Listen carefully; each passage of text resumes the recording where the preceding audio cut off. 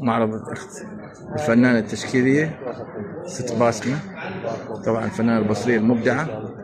طبعا رؤية اللوحات أو زيارة المعرض ورؤية اللوحة التشكيلية بشكل مباشر يعطي انطباع آخر.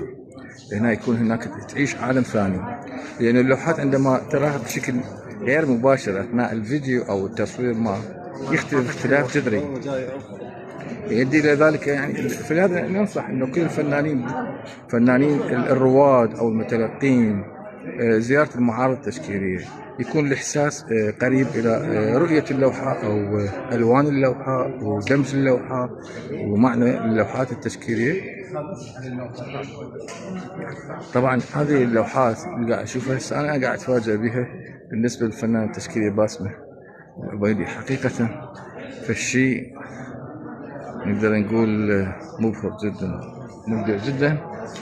هذه اللوحة الله حقيقة إبداع وتألق من الفنان التشكيل البصري متألق ست باسمة العبيدي. لوحات مو طبيعية حقيقة.